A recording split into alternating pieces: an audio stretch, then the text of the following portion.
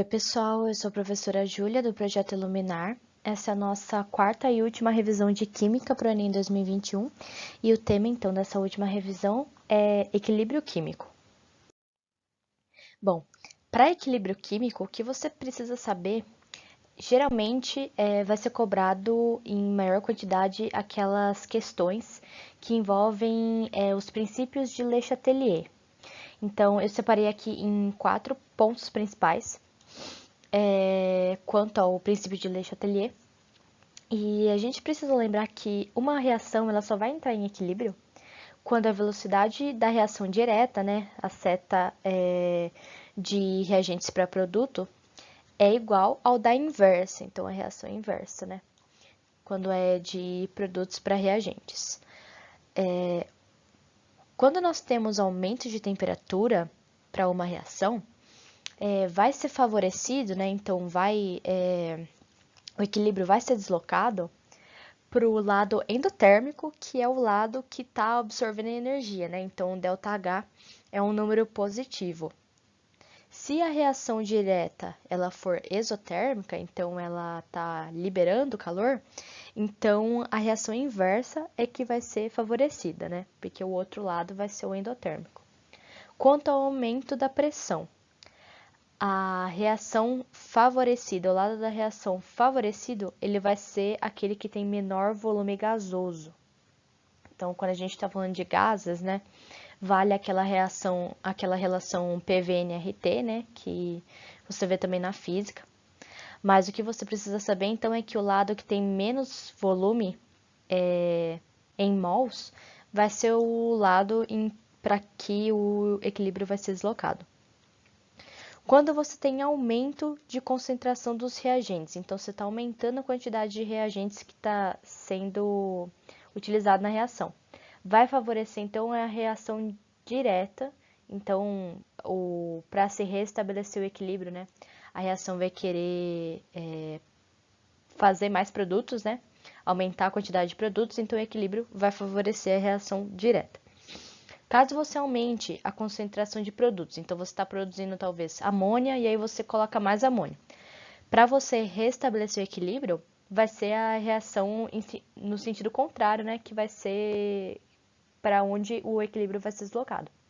Então, nesse caso, vai ser o sentido dos reagentes. Uma coisa importante que às vezes muita gente acaba esquecendo é que catalisadores não interferem em equilíbrio de reação. O catalisador ele serve para acelerar uma reação, porque ele vai diminuir a energia de ativação daquela reação, né? Então você vai precisar de menos energia para ela poder acontecer. Então catalisadores nunca vão interferir no equilíbrio. Para as constantes de equilíbrio, às vezes vocês têm algum exercício que peça o Kc, né? Ou eles te forneçam o Kc. É sempre a concentração dos produtos, né, elevado às suas quantidades em mols. Então, você pode ter vários produtos, né? Talvez água, água não, no caso. Você pode ter qualquer produto, né? Então, todos os produtos da sua reação, você vai ter que multiplicar eles. E vai ter também que elevar eles com a respectiva quantidade em mols que eles têm. Dividido pela concentração dos reagentes, também elevado a número de mols que eles têm na reação. As únicas exceções que vocês nunca vão colocar nessa relação aqui são sólidos e líquidos puros. Então, se eu tiver carbono sólido, né, grafite, ele não vai entrar nessa conta. E líquidos puros como água também não vão entrar. Vamos fazer então esse exercício do Enem do ano passado. Para garantir que produtos eletrônicos sejam armazenados de forma adequada antes da venda, algumas empresas utilizam cartões indicadores de umidade nas embalagens desses produtos. Alguns desses cartões contêm um sal de cobalto que muda de cor em presença de água, de acordo com a equação química. Então, ele forneceu aqui para a gente uma equação química que tem esse cloreto de cobalto mais água, que vai virar um cloreto de cobalto hidratado, né? Porque aqui a gente está vendo que está multiplicando. Isso aqui é um daqueles que a gente chama de sal hidratado, né? Quando ele absorve água. É bem comum isso, como na própria questão está dizendo, né? Você usa alguns sais para controle de umidade. Como você procederia para reutilizar num curto intervalo de tempo um cartão que já estivesse com a coloração rosa? Bom, o que a gente quer aqui nesse caso é reutilizar o cartão, então fazer com que do rosa ele volte para o azul. E tem algumas informações aqui na reação que no começo talvez você não repare, mas olha o que a gente tem aqui, um ΔH menor que zero. O que isso significa? Que a energia dessa reação, né? Essa reação, no caso, ela está liberando energia, porque tem um ΔH negativo, né? Então, a reação direta daqui do azul para o rosa é uma reação exotérmica. Então, a endotérmica, ela vai ser o oposto, né? Vai ser do sal hidratado para o sal normal, né? Desidratado, no caso. Porque a gente está vendo aqui que tem setinhas de equilíbrio químico, né? Então, essas relações todas valem. Para você reutilizar, então, na alternativa A está dizendo resfriaria no congelador. Se você resfria essa reação, você está, na verdade, produzindo mais do sal rosa, né? Dessa coloração rosa. Porque a reação ela é endotérmica, ela é exotérmica, no caso. Então, se você faz essa reação em um ambiente frio, vai favorecer ainda mais essa reação exotérmica. Na B, borrifaria com spray de água. Se a gente está vendo aqui que tem água dos dois lados, né? E nesse caso aqui, a água está separada, né, do sal de cobalto. Então, se você adicionar água nessa reação, você vai hidratar ainda mais o seu sal, né? Porque ele muda de cor em presença de água. Então, você vai deixar ele mais rosa e não é isso que você quer. Na C, envolveria com papel alumínio. Não tem nada que indique pra gente que envolver com papel alumínio ou envolver com qualquer coisa o recipiente que você está fazendo essa reação vai fazer alguma coisa com equilíbrio, né? Nada disso indica, até pelos próprios princípios de Le Chatelier. Então, se não tem nenhuma informação que a gente possa, de fato, confirmar que é isso, eu descartaria essa alternativa. Na D, aqueceria com secador de cabelos. Essa aqui é bem interessante porque ela é o completo oposto da A, né? E a gente está falando aqui que essa reação direta ela é exotérmica, então a oposta é endotérmica. E como a gente viu no início da aula, pelo princípio de Le Chatelier, aumento de temperatura favorece a reação endotérmica. Então, se você aquece essa reação aqui, o que vai acontecer? O equilíbrio vai se deslocar para a reação inversa, para a reação indireta. Então, do rosa, você vai separar a água desse sal e aí ele vai voltar a ser azul. Então, a resposta correta, né, é a letra D.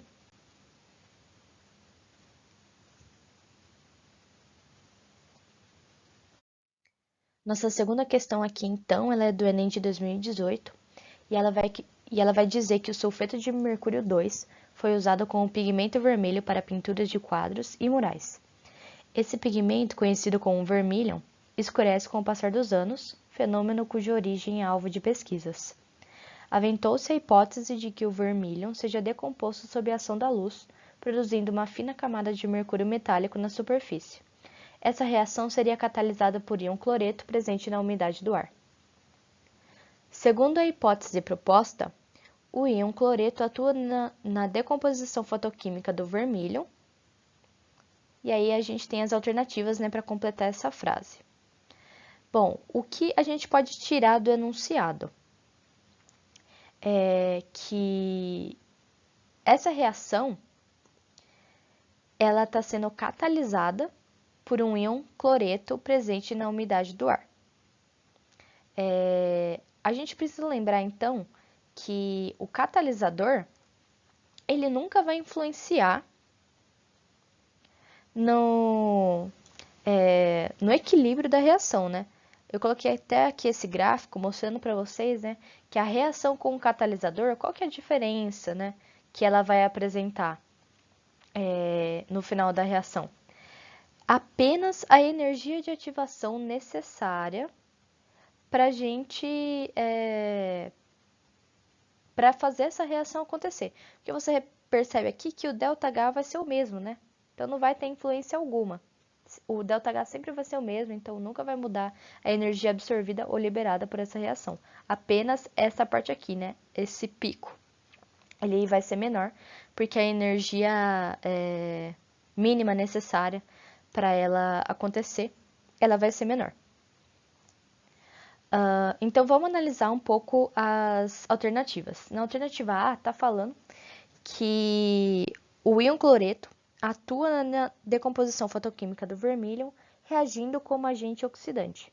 Não é isso que o próprio enunciado está falando. Está falando que ele age como um catalisador e não que ele participe da reação, né? Ele não vai se tornar um reagente. B. Deslocando o equilíbrio químico. Essa aqui a gente já descarta de cara, né? Porque a gente está falando de catalisador. C. Diminuindo a energia de ativação. Essa aqui é exatamente a resposta que a gente precisa nessa questão. Esse tipo de questão, ele é bastante recorrente, porque muita gente acaba pensando que catalisadores vão influenciar no ΔH final da reação, ou que ele vai deslocar o equilíbrio para o lado dos produtos, mas isso não é verdade, tá? A gente tem que prestar muita atenção nesse tipo de questão, porque às vezes as pessoas acabam errando por besteira mesmo.